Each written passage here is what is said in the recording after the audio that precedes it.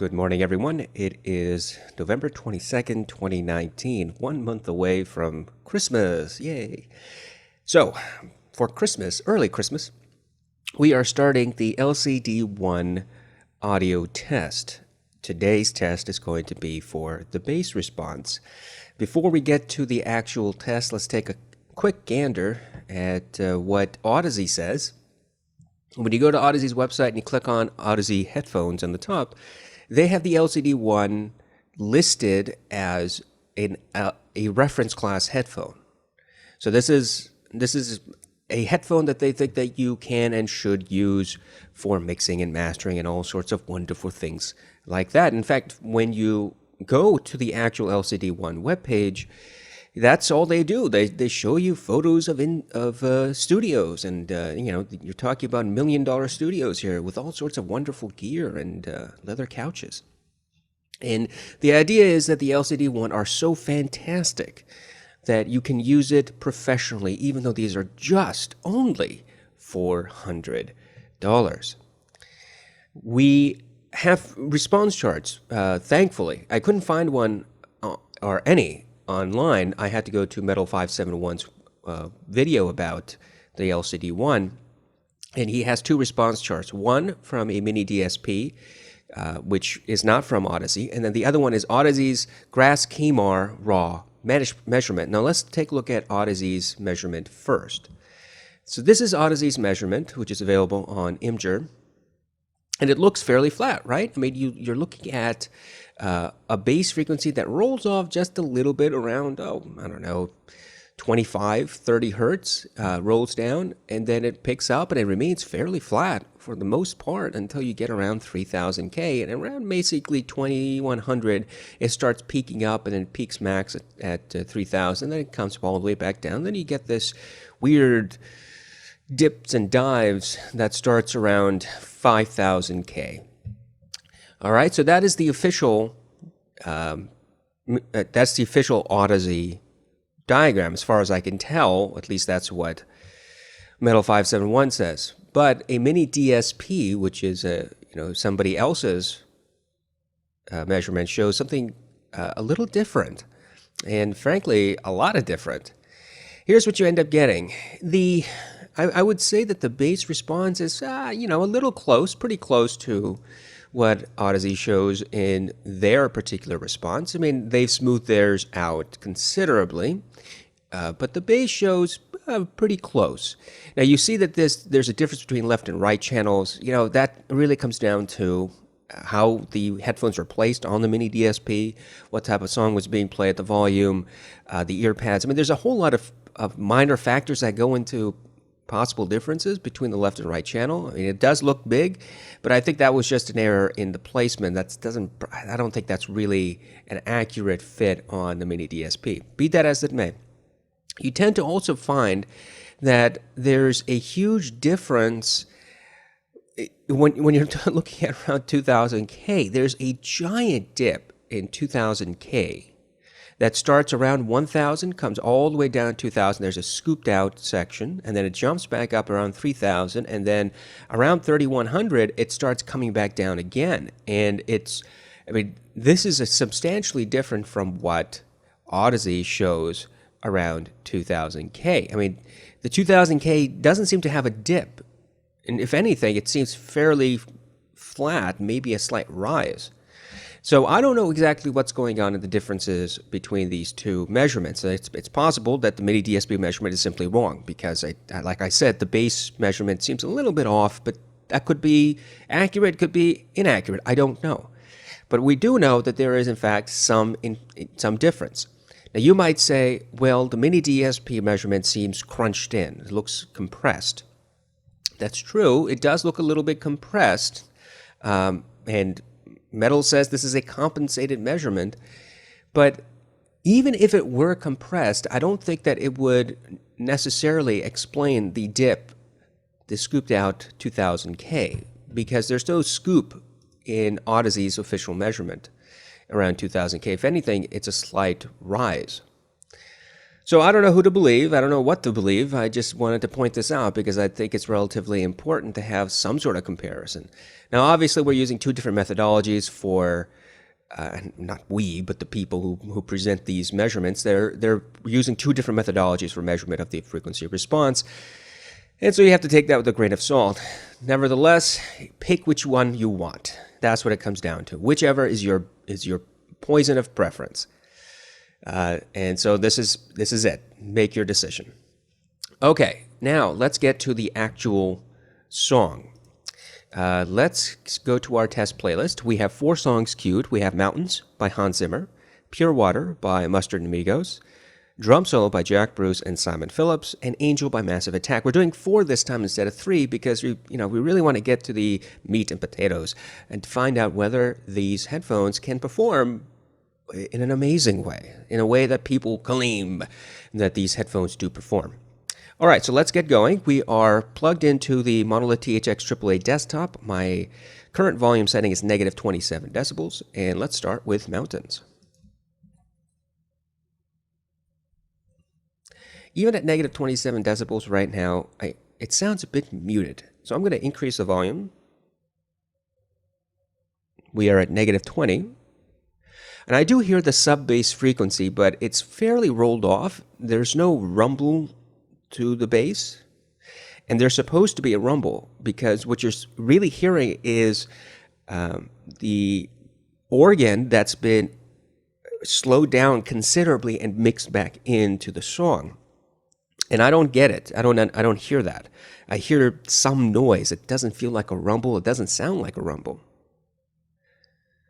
The bass for the sub-bass region, that rumble, is fairly fast, but there's no real weight to it. It sounds a little light, a little bit rolled off. There's good separation between the rumbly bass, I quote rumbly, and the drum. There's a rolling type of drum. That's also fairly fast. I'm going to skip ahead to midway where the crescendo comes in. And now we're going to get all the bass and the string instruments and the organ right about now. That's interesting. There's a good separation of the treble and the bass, but not so much separation in the bass, the multiple bass layers, the sub bass and the mid bass.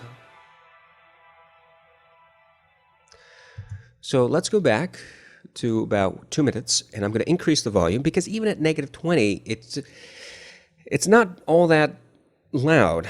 So we're going to bring it up to negative 15.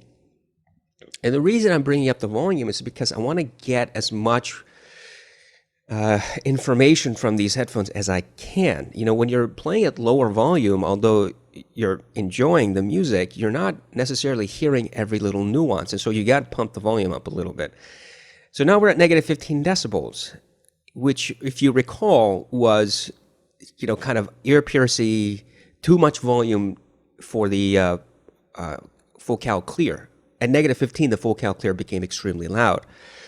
And now we're at negative 15 for the LCD-1, even though the LCD-1 are 16 ohm, or if you believe the Audeze rep at AES 2019, 13.5 ohms. Okay, here we go, starting at 2 minutes.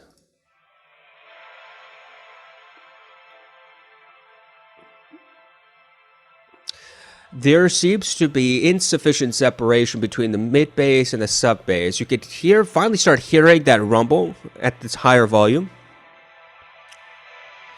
But it sounds pretty muddy. Because what happens, you have the rumble and then you have the organ, and those two things seem to be really melding considerably. So you don't really hear the organ as itself. So the organ is supposed to be the critical key player. And the organ comes in with the sub bass, a little bit of the sub bass, and then you've got, because it's been mixed in as a rumble, and then you have the organ playing by itself. So there are two versions of the organ. The first version is the rumbly sub bass that starts off the song and that kind of carries through the rest of the song. And then there's the actual organ that's playing at regular speed. That's mixed in at the middle, around 2 minutes. Well, what happens is when everything is playing in the mix, you've got the sub bass, you've got the bass, you've got the string instruments, and you also have the organ. The string instruments are fairly clear. We're talking about the treble region, but the sub bass with the mixed in, slowed down organ, rumble, and the organ, the actual organ, they start melding. And so you miss the hard line separation between those two frequencies. Now you might say, well, isn't just that the organ? No, it's not just that the organ. When you slow down an instrument like, say, an organ, excuse me, you get a very different type of sound.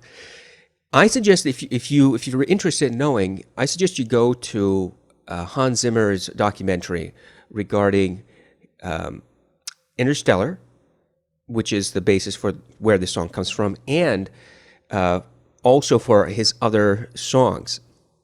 Because like Inception, Inception also did something like this, where they take a song or an instrument, play it at regular speed, then they slow it down, or they play it in reverse and slow it down, and you get a very different sound. You get an exceptionally different type of music just by playing it backwards or playing it slower. So it's not just, well, it's the organ, and you're just listening to the organ. No. You're listening to the organ as it is, normal speed, playing forward, and a different sound and character and a different instrument, so to speak, when it's played much, much slower, and the only thing you're hearing is a bass rumbliness. So for all respects, I think there are two different instruments. You could think of it in those terms. Well, when these two instruments are playing at the same time, all I'm hearing is distortion. Now, this isn't the type of distortion that we've talked about with Bayer dynamic headphones, like the 1770 or the 1990 or even the T1, where the song just totally falls apart. You can't hear anything. It's not quite that. It's instead, there's a lack of separation between the two instruments I just described. It becomes a bit muddy, and you lose the detail. And you might say, well, what's the detail in the sub bass? Well, I'm not talking about the sub bass. I'm talking about the detail of the organ. So when you have the sub bass that's interfering, rubbing shoulders with, and melding with the organ frequency, essentially what happens is that part of that organ detail is lost because it's being covered over by the bass, the sub bass. Let's go back a few more seconds to about 2 minutes, and let's try this again.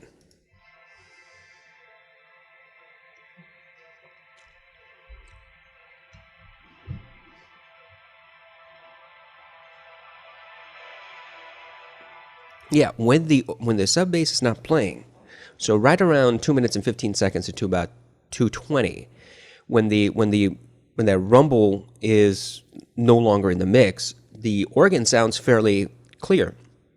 It doesn't have wide soundstage by any imagination, but it sounds fairly clear. But when the organ is playing along with the rumble, then it's harder to differentiate the two, and in fact, it sounds fairly muddy.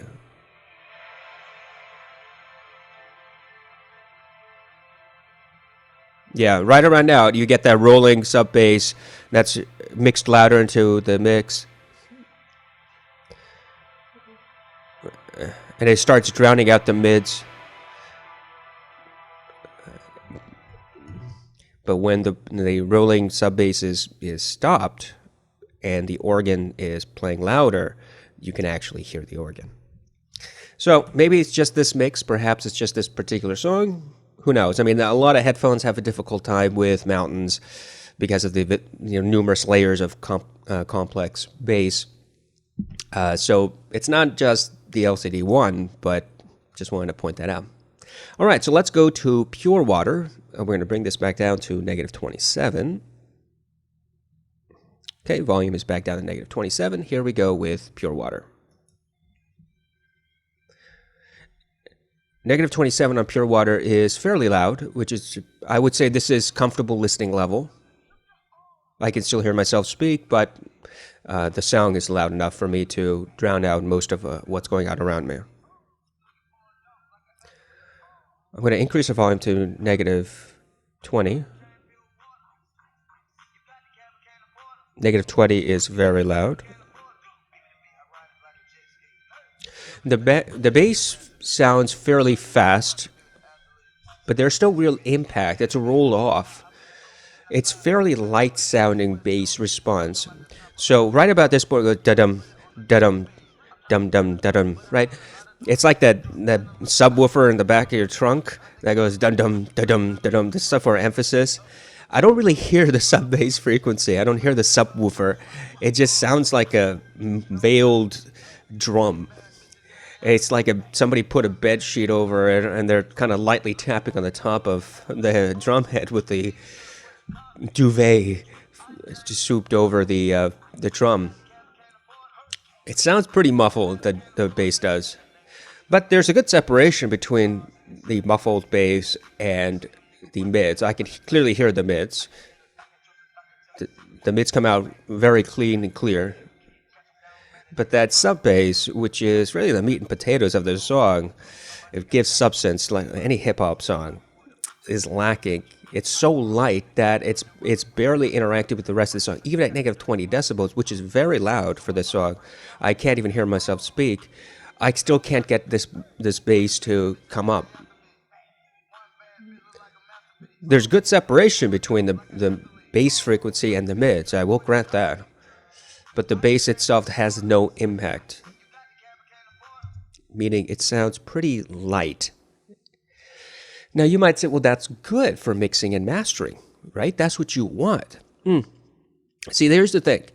You can buy whatever headphone you want for mixing and mastering. That's totally cool. But if you have a headphone that on purpose rolls off the bass that you mixed in, that has a lighter or weaker representation of the bass, of what the bass actually is in a song, then you're going to be compelled to increase the bass frequency. You're going to be compelled to add more to it and then master that one and send it out.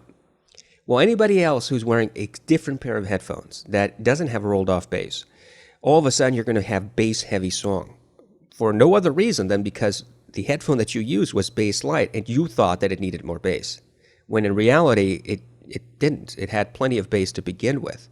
Now that goes back to you knowing your headphone and you understanding what your mix is and how it's being distributed and who else is going to listen to it, and obviously having other pairs of headphones to put on and test once you are done with your mastering, so that you know how it actually will sound to other people.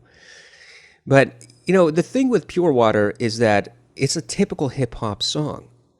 That bass response is supposed to be impactful. It's supposed to be an emphasis to the vocals.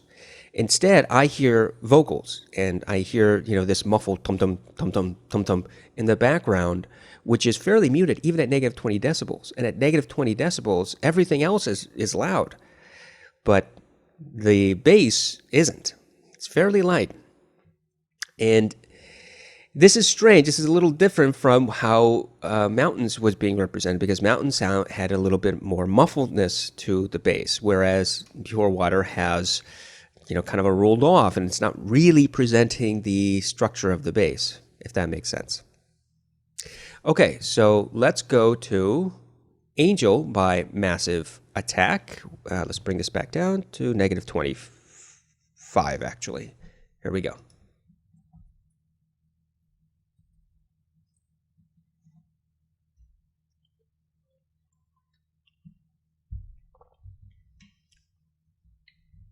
So I hear that a rumble in the background. There's layers and layers of bass for Angel, and we want to know if the LCD-1 are able to separate the multiple layers of bass. So currently I hear the drum very clearly, and then I also hear the sub bass. That's fairly well separated between the two. So there's the sub bass rumble muted in the background, and then you hear the drum. That sounds fairly clear. So there's good separation between the two. And now there's a different drum, a third drum. It's like something dropping, That's a good separation. So you've got three different types of bass that are being separated. I don't hear any muffled nature to these three drums. And I've got a little bit of treble energy coming in from another instrument. It's electric instrument of some sort. Now I have the mids. So I can hear the vocalist clearly. At the same time, I hear the sub bass and I hear the drum.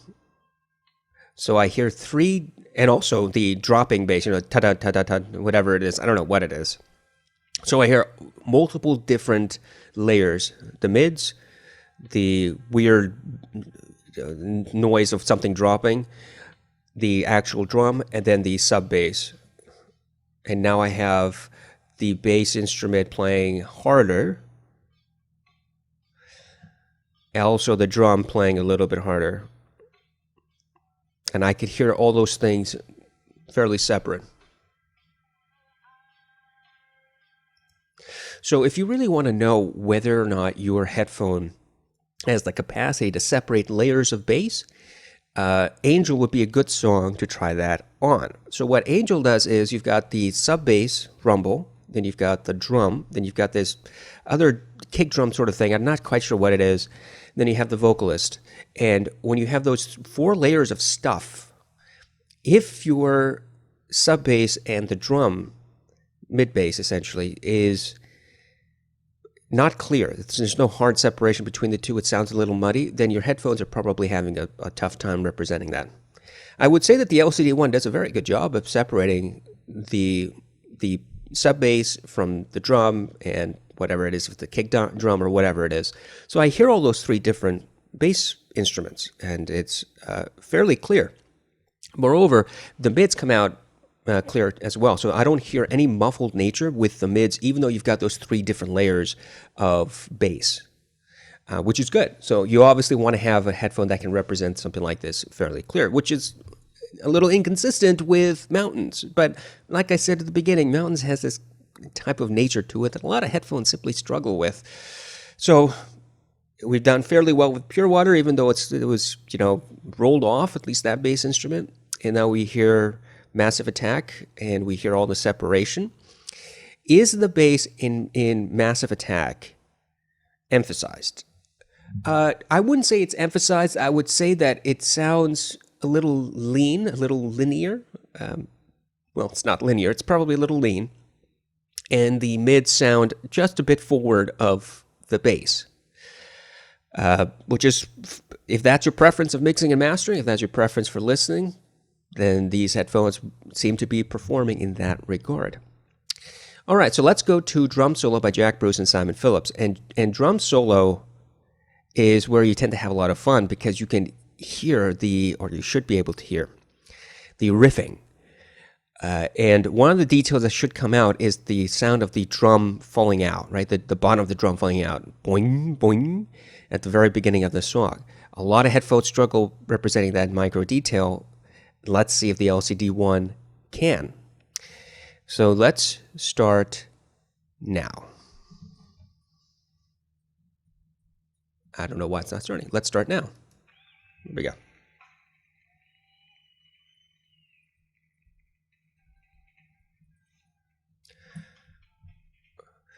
I'm having a hard time hearing, that effect of the boing boing. So I'm going to increase the volume from negative 25 to negative 20, and let's restart. Here we go.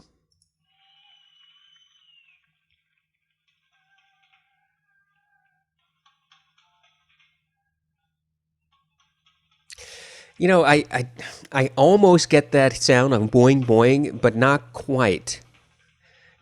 I would say the detail is simply not there. There's good separation of each drum strike, so I can hear each and every drum strike. It's fairly fast. It's not the fastest I've ever heard, but it's clearly when it hits and you move on, hits and move on, there's a slight lingering of each drum strike. So I'm going to increase from negative 20 to negative 13. What I'm trying to do is try to find out if there's any visceral nature to the bass. And there isn't. Right? There's no energy to the bass response. In fact, what I would say is it sounds almost like there's a thin sheet placed over the drum head, because you're losing a lot of that energy that comes from the tip of the drumstick pounding down on the drum head. It sounds muffled. So when the drumstick hits the top of the drum head, you should hear this thwack and this crack, and it should be sharp and it should be visceral. And it's not coming off that way. It sounds muffled. That first impact, the drumstick on top of the drum head, sounds very, very blunted. Almost like there's some layer of something. You know, you call it a comforter, you can call it a bed sheet, you can call it, you know, tissue paper, a stack of tissue paper, and you hit that instead of the actual drum membrane. And that's the type of sound I'm getting. It just sounds soft, it sounds muffled, it sounds not visceral. Now, when I say visceral, let me give you a concrete example. Visceral means when the drumstick hits down on the drum head, you get this sharp treble spike, because what you're doing is you're causing a thwack, right? A huge thwack, very loud sound on top of the drum head. That's not the drum sound. That's just the sound of the stick hitting the membrane and pushing the air. And so that's a completely different sound from what the drum actually sounds. So I get the drum sound. I hear the drum. That's not the problem. The problem is the initial thwack. That's not what I hear. I don't hear it, in fact.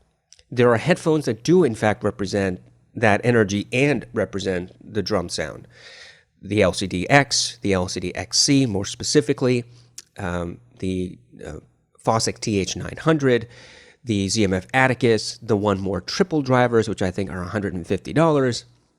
And I think the Sony MDR Z7 Mark II comes very close, a little close to that mark as well, but not quite.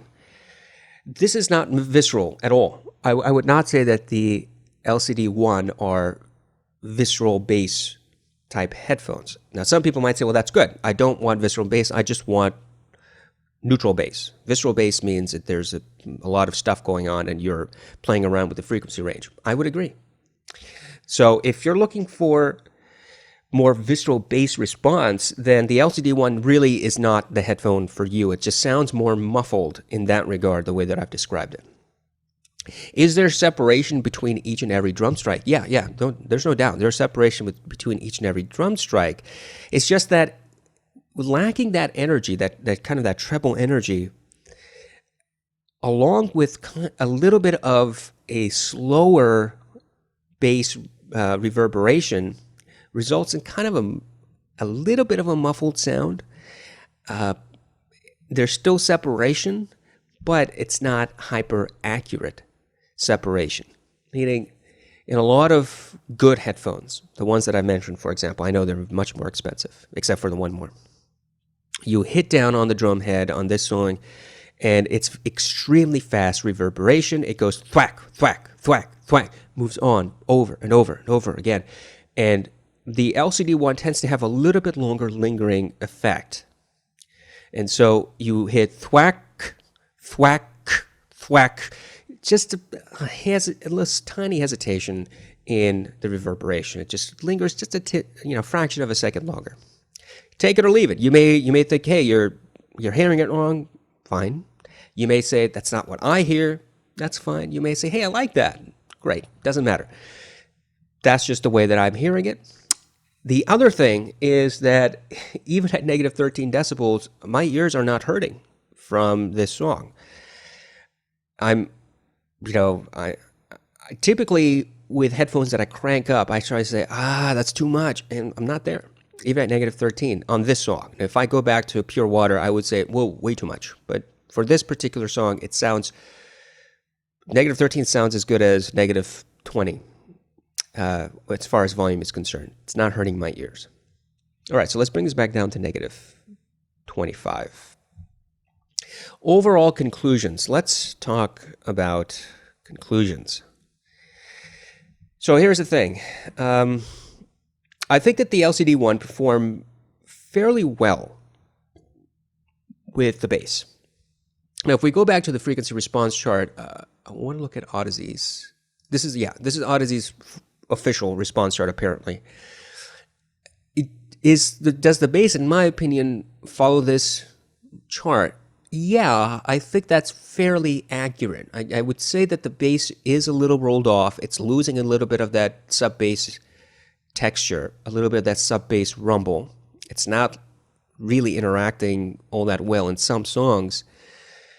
But I don't know if it's really that flat, because if it sounds muffled, as it did in Drum Solo, or it sounds a little lean as it did in Pure Water, I'm not quite sure it is in fact totally flat. I think there's probably a bit more scooped out or rolled off nature to it than Audeze's purported graph suggests. If we go to the one that is the Mini DSP, this looks a bit more accurate to me than, excuse me, than Audeze's. Oh, sorry. Early morning. So Audeze's graph, it looks like, comes up around 30 hertz. You start getting to neutral territory, flat territory. But in the Mini DSP, at 30, you're still rolled off. In fact, you don't come up, start coming up until about 60 hertz to maybe 70 hertz. Now, I said that this may have something to do with the placement of the headphone on the Mini DSP, so that's possible. It's just that, my hearing is fairly consistent with the Mini DSP versus Audeze's purported official graph. And if you have the LCD-1, tell me which graph you think sounds more accurate. I mean, which one, what your hearing demonstrates. Is your hearing saying, look, I think that the Audeze graph sounds like what I'm hearing? Or would you say that the Mini DSP graph for the bass only is more like what I'm hearing? So I don't know. My personal opinion after listening to it is saying, I think the Mini DSP is a little bit more accurate, at least with my listening test. Now, here's another thing. The soundstage. Now, I didn't talk about the soundstage at all. And that's because there's nothing to talk about with the soundstage. It is so average at best. It doesn't give me a claustrophobic feel. So remember the NDH-20 from Neumann? That gives a claustrophobic feel when you put them on. You start listening to them. It just sounds like you're stuck in a shipping container. The LCD-1 doesn't sound like that, and it shouldn't because they're open back. But they also don't sound like open back headphones. There's not a whole lot of soundstage to them. It's average. It's like you have a good pair of bookshelf speakers in a small or medium-sized room. You have them playing in your bedroom. That's how it sounds to me. And that's unfortunate because, a lot of this separation issue might be alleviated if you had slightly wider soundstage. You might be able to get a little bit more out of the experience of just listening to the song if you did have wider soundstage. But it is fairly average. The bass response is, in my opinion, fairly average. There's nothing here that says, oh my God, I didn't hear that detail before. Or, wow, I didn't know that this particular instrument sounded like this. There's nothing here that would suggest to me that I'm listening to anything new. It's fairly average. Now, you might say, hey, you've been listening to all sorts of very expensive headphones, the Clear, the XC, the TH900. That's true. I agree. But the One More triple driver, which is $150, tends to perform fairly similar to some of the more higher priced headphones. And it's not as if I'm comparing the LCD-1 to something that is 5 times its cost. I'm not doing that yet. All I'm doing is trying to explain to you that there's nothing here with the bass response that would make me go, I am amazed. And the reason I say that is because a lot of people are saying, I am amazed. A lot of reviewers. I'm not talking about users, I'm talking about reviewers. Bob Katz, for example, in the video that I'd uploaded yesterday, I was amazed, this just blew me away. Well, Bob, you listen to a whole lot of really expensive headphones on really expensive gear, so, It should blow you away if it's that fantastic. If you're listening to the Full Cal Utopia and you put these on and you go, I was amazed. Okay, now I know where you're coming from. So you're putting these up against some pretty stiff competition. Now, he didn't say that, but I'm assuming that's what he meant because he didn't provide any additional information. Or Metal 571 saying, oh, these are amazing. Looking at them as if it's his new bride at the altar. And various people commenting, these are just so fantastic. Okay, well, if it's that fantastic and these people, in fact, have heard and have tested more expensive headphones, then I expect the amazement to be tempered by that prior experience, that you're bringing in that prior experience when you say these are amazing. And if that's not what they're doing, that they have to be absolutely clear about that. I'm telling you, from all of my experience here, listening to all various types of headphones, down from $25 all the way to THX 900 and Vocal Clear and everything like that.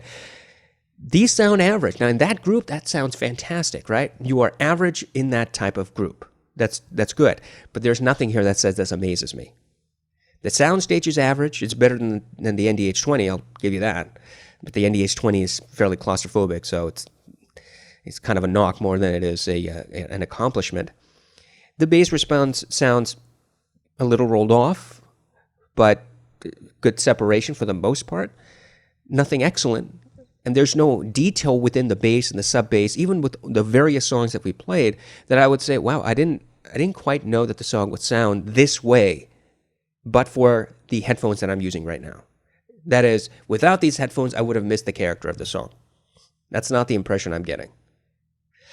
So overall, for the bass response, fairly average. There's nothing here that would make me think that the LCD-1 are bass kings. They're not. I don't know if anybody's saying it, but I just want to point that out. They're not bass kings. I don't think that the LCD-1s are particularly accurate with the bass. I think that the bass reverberation is a little slow. It's not particularly fast. I think that the bass response as far as the drum solo goes is not accurate because it doesn't provide that visceral response. The treble energy is so rolled off that you're just missing out on what actually did happen. When the drummer is playing that drum and thwacking down with his drumstick, you shouldn't get a muffled effect. You should just get the actual sound character. And I didn't get it at all, even at negative 13 decibels, which is very loud. So there you go.